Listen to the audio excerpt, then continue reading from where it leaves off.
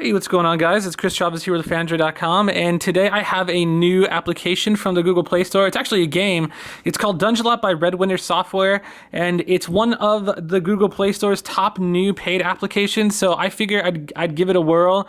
The reviews itself were pretty good. There's a light version that's free, but I figure it doesn't have the full functionality as a paid version. This one's only 99 cents, so I figured what's there to lose. I was going to make it a 15-minute challenge, but those tend to, I usually only want to do those for like more expensive titles. So I'm just going to show you guys what the game's all about, and you guys can see if maybe you'll like it or not.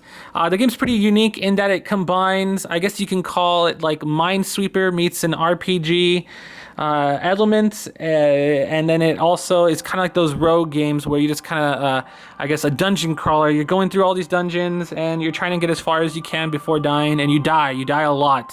And you lose all your items, everything that you've gained up until that point. You have to start over again from scratch. So it sounds pretty, I guess, monotonous, but it's not. It actually fits really, really well with a quick, a mobile game, I guess. So while you're waiting in line, trying to see how far you can get, and you can actually continue from where you left off on certain parts as long as you haven't died.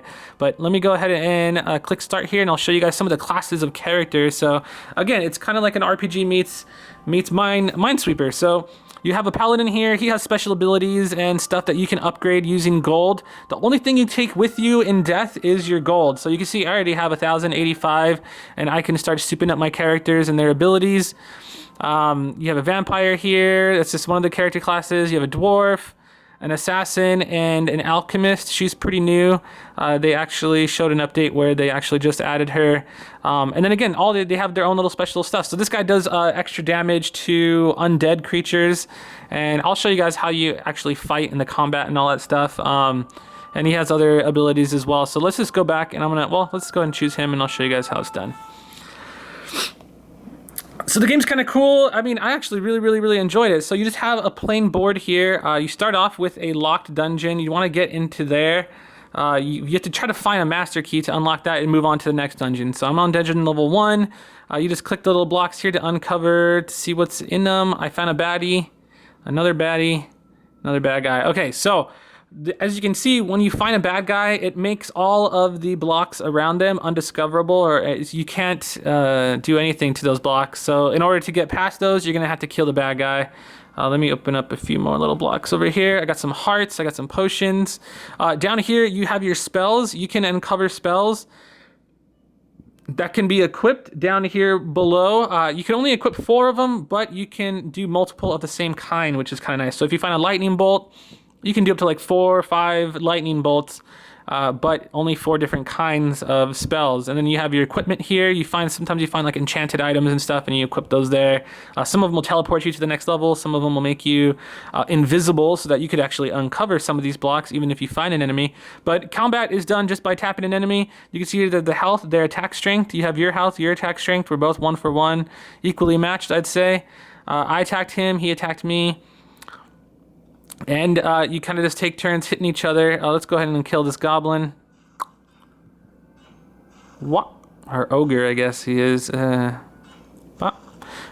so now it cleared up. I can actually access those blocks and see what's uncovered over there.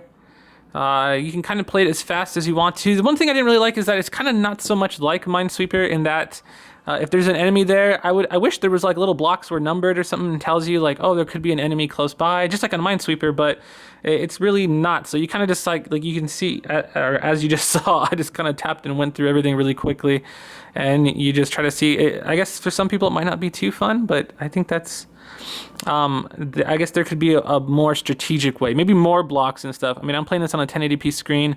Give me more blocks and bigger dungeons, and I don't know. I feel like there's a lot of potential in this game, though. Go ahead and hit him, and then boom.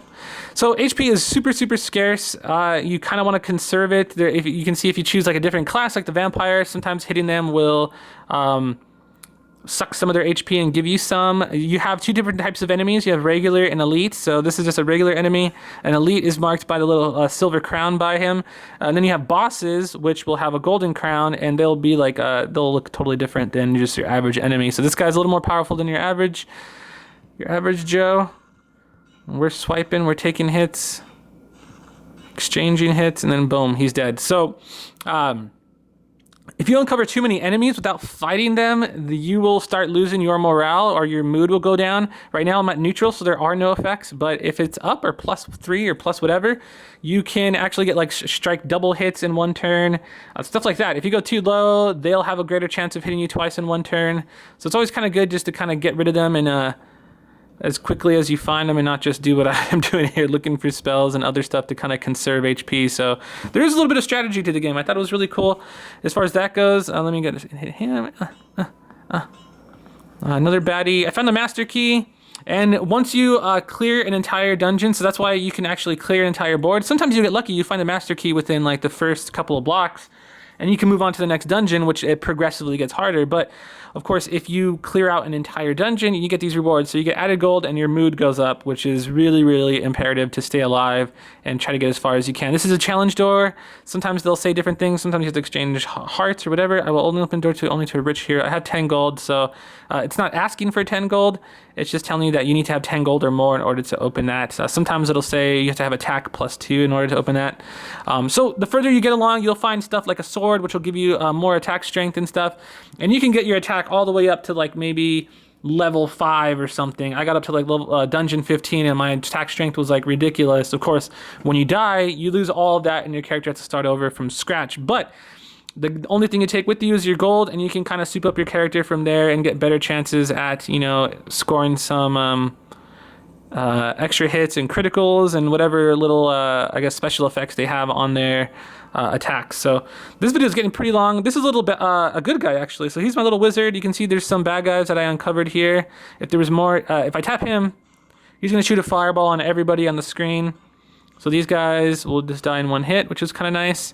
If I would have uncovered more, I could have hit maybe like 3 or 4 or 5 or 6, whatever. Let me use your spells. You can actually exchange them for hearts if you're low on HP, which will happen a lot as you get into the later dungeons. Doubles attack power for 3 attacks. Let's go ahead and use that, and you can see my attack power is now doubled, so it's 2, went from 1 to 2, which actually isn't that big a deal. I probably should have saved it for later. I got the dungeon key.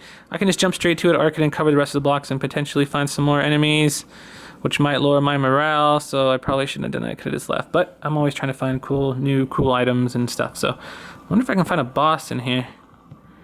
No bosses.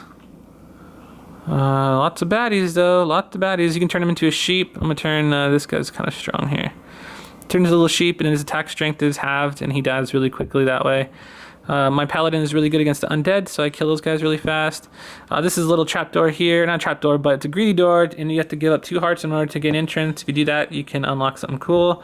Got a spell, and moving on. So you can see it's actually pretty cool. There's a lot of potential to the game. I love it a lot. It's only 99 cents, and it's actually one of the funner games I played. It's perfect for just little spurts of gameplay, whether you're waiting in line somewhere, or whether you're on the toilet, or waiting at the DMV. Wherever, this game is absolutely awesome. I think it's great, and I feel like it can go nowhere but up from here. It's a pretty solid as it stands, but I would love to see maybe different types of dungeons, maybe bigger maps, and possibly even maybe like get out of the dungeon. I don't know why you have to stay in the dungeons. I get that it's one of those dungeon type games, but those get so like tedious and you get bored just looking at the same landscapes every now and again. But if you can move to different like castles or outside little villages where these guys are raiding, maybe a light storyline would be kind of cool. But hopefully this game does well enough where these guys can actually release a sequel, or just maybe an update to this one where they add even more enemies and characters and character classes and whatnot. So I definitely recommend this game. I think you guys should download it right now from the Google Play Store. It's called Dungelot, and I give it 2 thumbs up. Easily 99 cents with Phandroid.com. I am Chris Chavez. Thank you guys for watching. I'll see you next time.